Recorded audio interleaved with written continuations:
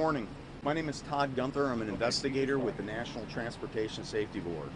First of all, our condolences to the friends and families of the victims of this tragic accident. The NTSB is tasked by the United States Congress with investigating every civil aircraft accident in the United States and its territories overseas. Additionally, under ICAO, the International Civil Aviation Organization, we also have responsibilities for U.S. manufactured products in the aerospace industry. Now, my team and I have just arrived, and as you know, over the last 24 hours, there's been a lot of activity in the area.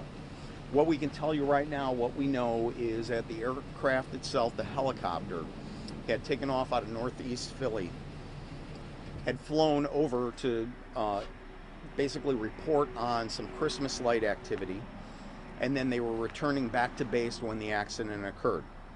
It was a clear, cold night. Preliminary air traffic control data shows that the aircraft was sitting there and it was on course when the accident occurred. Yesterday, the Federal Aviation Administration came out and surveyed the site and did an initial walkthrough of the site, and we have a debris field from the helicopter that's approximately 100 yards long. Additionally, tree strike images show that it was in a descending pattern. In other words, it was descending when it impacted the trees. Now, what my team and I will be doing is we're going to be on scene for about the next 3 days. We'll be looking at both what we call the man, machine, and environmental interface, and we'll be looking at anything that may have either affected the accident flight or may have been causal. That includes things such as we'll be looking at the structure of the helicopter to make sure that nothing fell off the helicopter, that the helicopter structure was intact prior to the impact. We'll be looking at the rotor system, including the main rotor and the tail rotor. We'll be looking at the drive system that drives them, including the transmission and the drive shafts.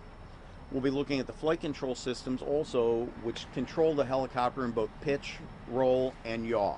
And basically what that means is the nose of the helicopter going up and down in pitch, the helicopter rolling left and right, and yaw is the helicopter turning left and right. Additionally, we'll be looking at the physiology of the pilot on board.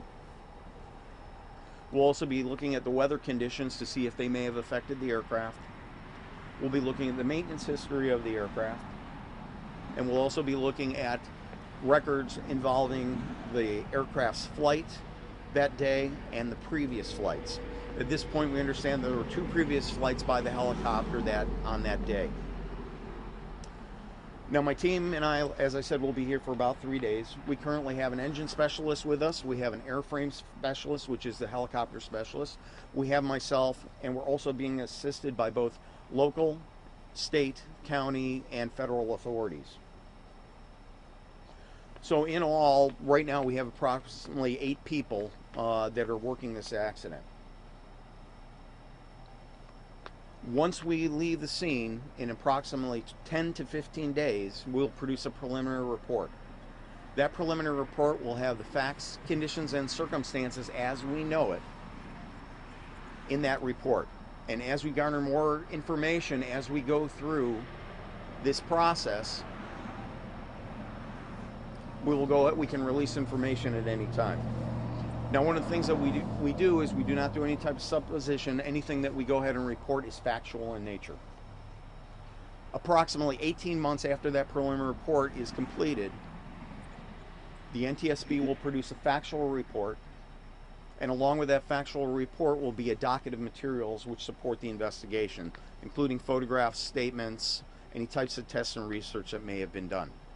Then approximately 30 to 60 days after that, the Safety Board, which are the 5 members that are appointed by the President of the United States, will release a statement of probable cause. Now, at any time during the investigation, if we find anything that's of concern to either the traveling public, the aerospace industry in general, or other industries, we can release recommendations at any time. And at this point, I have time for a few questions. I just want to clarify, you said you're here for 3 days and then 10 to 15? Yeah, we'll be here for 3 days, and about 10 to 15 days after we leave the site, we'll produce a preliminary report. Now, during that time, also what will happen is at the end of the 3 days, we'll be moving the wreckage to a secure location where we can go ahead and lay it out in scale, and we can go ahead and examine it more in depth. You mentioned a debris field of roughly 100 yards. Could you talk about, with this terrain, the difficulty over 3 days trying to collect everything and look at all of those parts that you mentioned? Yeah, right now the challenges that we're facing are this is relatively level land, okay. However, there are a lot of trees in the area, and the temperature conditions. As you know, it's been pretty cold. We know Over that 3 days, what are you starting with specifically this morning when you go out? What will be the main focus? First thing will be what we call a site walkthrough, and basically what we'll be doing is determining that everything from the helicopter is on site, all the major components.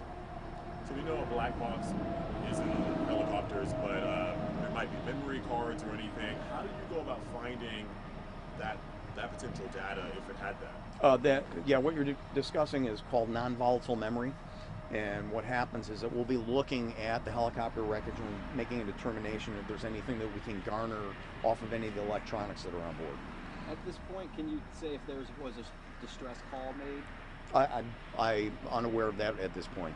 Do you know if there were any witnesses that may have seen the chopper go down, or is that on your list? Yes, there are some witnesses. What was that? There are some witnesses, and they're currently being interviewed. Who saw, like, maybe before and after, or do you know? I couldn't tell you offhand. As I said, we just arrived. So. Anything in particular that is different than, I don't want to use the word typical, but for lack of word, is there anything different that is presenting itself immediately with this crash? Not that I'm aware of. You mentioned you're looking to see that all the parts of the helicopter are out there. Can you say even how much of the helicopter is intact at this point? I couldn't tell you at this point, not until we do what I would call an in-depth site survey, where we can walk through and actually identify everything. And that is what you're doing this morning. That is one of the activities we'll be doing today, or starting today, and we'll be continuing. Is there any high-end technology being used to help you guys out when you're out there, or is it just old-fashioned boots on the ground? No, we do have some electronic technology that we use also. And with that, I got time for about one more question.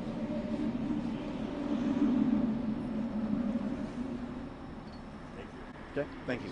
Thank you.